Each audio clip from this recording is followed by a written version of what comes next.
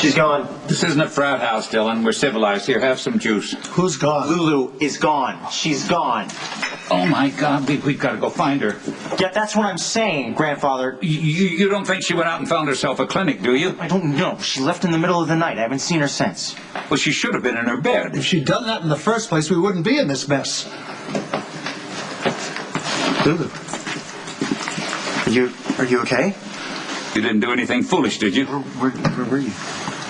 She was with her father. I trust none of you have a problem with that. I know what you vultures are up to. Typical Quartermaine tactics. Enslave a young girl, have her breed an heir to throw into your defective genetic pool. Lulu, is that what you told him? I'm really disappointed in you. I thought you were better than this pack of vultures.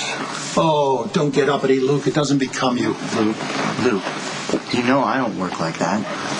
I thought I knew how you worked, but apparently I was wrong. I'm the baby's father. I never pressured her. I just wanted her to take long enough to consider her options. I want the baby. She can consider her options when she's ready to consider them. And when you can have a baby, you get to decide what happens to it. This child is a Quartermaine. That child is a Spencer. And she makes this decision. She and she alone. Do you understand me?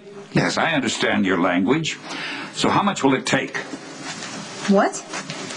How much will it take to send you back to that endless tropical party that you left to come here and cash in on my good name? Don't look so put out, Luke. The bank's open. Cash in and take a hike.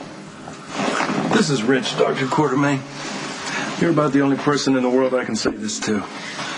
Shall we compare parenting skills? Oops! You lose! All right. Let's cut to the chase. How much will it be? You want $50,000? 75 maybe. That's an awful lot of my ties. Take the money and run. Grandparenting isn't your style. No, it isn't. But you know, a lawsuit might be fun. Lawsuit?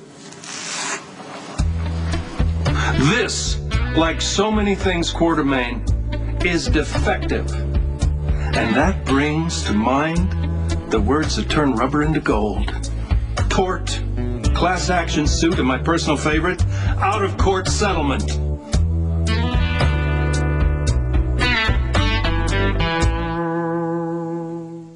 Enduro condom, and I'd sure as hell fire whoever came up with that name, Edward, is not designed to hold back the advancing hordes. And you, Genghis Khan... No, I'm not even going to go there. You know, you're both adults. That part of it's none of my business. Let's talk about the cut rate research that went into making these turkeys. Temper, Alan. Temper. You know, you got a hell of a liability here. I would cooperate if I were you. Or what? Or you check the local news tonight, and you'll find out that the hot topic is enduro condoms made by ELQ.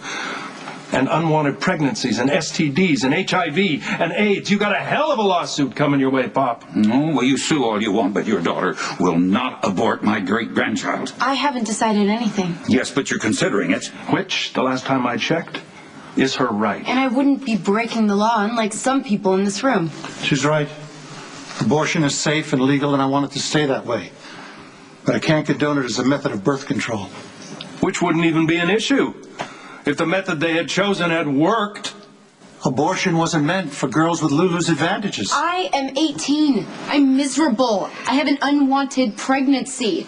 The kid who knocked me up isn't in love with me, and my family has issues of its own. The only advantage that I have is the money that you choose to dump on me. Money is not going to fix this problem. Lulu, I want the baby. No. You want to prove that you're better than your father. Take my word for it, you are. But you want Georgie. You want an education. You want a life and a career. 4 out of 5 ain't that bad, Dillon. It's more than most people get. You know, Spencer, you come waltzing in here trying to play the role of a father. Well, now's your chance. Talk some sense into her. I did that a long time ago, Edward. That's why she's capable of making her own decisions. Nobody is going to talk my daughter into or out of anything. No? What would her mother think about this? Why don't you go ahead and ask him, dear? Ask him to tell you what Laura would think. And you know that it would break Laura's heart to know that Lulu was aborting this child. Well, we've heard more than enough from the peanut gallery. What about you, sweetheart? I don't know. I don't see myself as a mom. I really don't. But I can't imagine signing my baby over to the Quartermaines and then just walking away. Well, those are only two of the options. I have the facts. And I know that it's not easy. Nothing is. But when I shut out all the noise, I think that abortion is my best option. And Tracy thinks that I'm going to regret it, and Edward wants to get an injunction against it. Lucky has gone totally off the deep end. And Carly says that she would never do it, and she's the one who's most like me, so she would know. Dillon looks like he's always going to cry. And the only person who says she understands is Georgie, but who can blame her? Because if I don't have this baby, then she gets to get back together with Dillon. Hold on a second. It sounds like you're making this decision based on some kind of survey you've made of a bunch of people who have themselves to think about, not you. I mean, these people don't care about you. They shouldn't even be involved. You know that you can't keep a secret in this house. You have a good amount of this. And an extraordinary amount of this. You're more than capable of putting the two on the same page and making a decision that's right for you. See, these people, they're going to be out of your life next year, or in a decade, or even tomorrow, who knows. But you'll be here. And you'll be living with this decision the rest of your life. If what you think is right is to terminate this pregnancy, don't let anyone talk you out of it.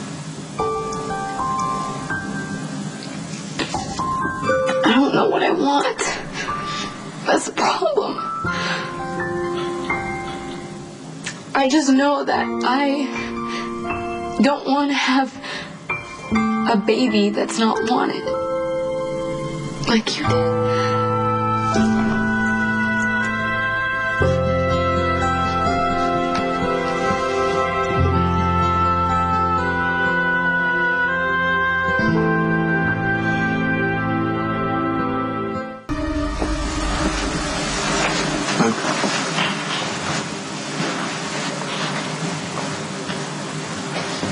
Has Lulu come to a decision? If disappearing is a decision. She's been doing a lot of that lately. Dillon, what the hell were you thinking? Okay, fine. You want to go ahead and blame it on me? Fine. No, it's fine. Blame it all on me. But Lulu and I have been over this 1,000 times, Luke, and there's only one thing that matters. She's pregnant, and it's mine. No, it's not true. That's not true. There's something else that matters. I want to be a father. I want to see this kid grow up. Maybe you don't understand that. You have no right to assume that you know why I make any choices. I've tried to treat you fairly in this. I expect the same. Okay, fine. Fine. How about begging? We're begging to it, Luke? Would you please convince Lulu to keep this baby?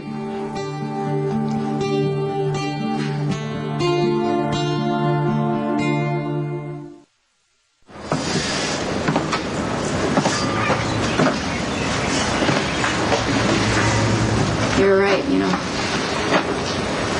Well, there's a phrase I don't hear very often. We were standing here right before you left, and you said to be careful with my heart. I should have listened to you. Another too rarely used phrase. I'm sorry that I walked out on you earlier. I'm mad at myself. Yeah, I can see that. Sweetheart, you should really drop the anger and the guilt. It doesn't do you any good. It's not just that. I can't make a decision. Dillon really wants this baby. That's what he says. I mean, he's trying to prove something to his own father, who isn't even here to appreciate it. And I know it's not going to pan out like this widescreen romantic comedy that's running through his head. I mean, the Quartermaines are pushy and obnoxious, but they would raise his child, and it would want for nothing.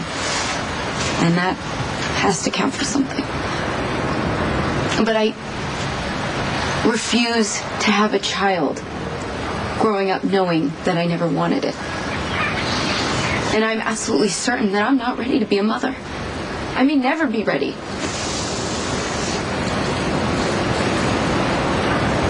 I mean, I don't look back on my growing up and think, gee, I can't wait to share that with a kid. I know that I was loved, but there was so much sadness and turmoil. I'm sorry. Don't apologize. It wasn't your fault. Is that right? Would Mom want me to have this baby? Your mother would want you to live your life the best way you know how. She would want you to make this decision from your own heart. And she would not want you to worry about what other people think. That's what she would want.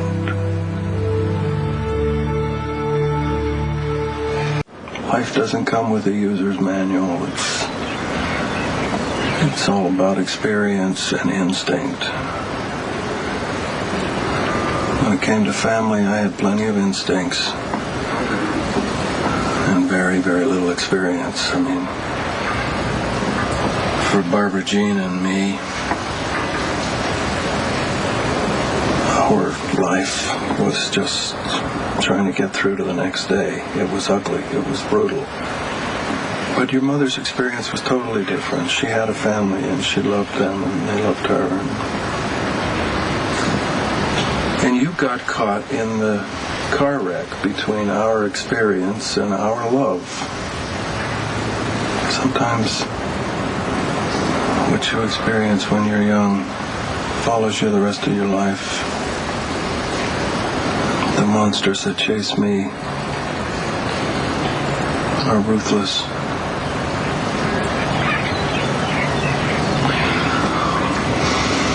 But I survived them. And they don't mean that I don't love my children or that I didn't want to have any kids.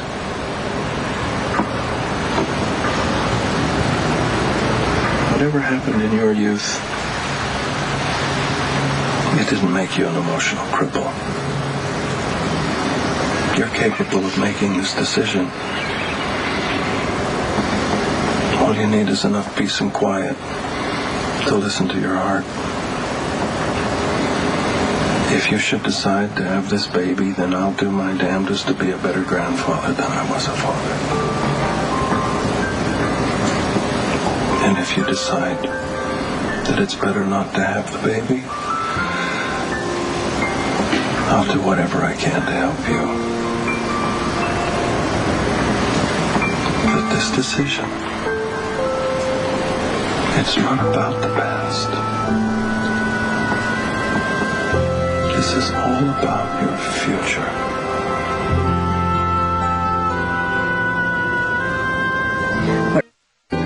1 in 3 girls will get pregnant by age 20. Don't let your teen be one. Please, talk with your sons and daughters about sex. They want to hear from you. And if they don't, they'll hear it from everyone else. Find out more at teenpregnancy.org.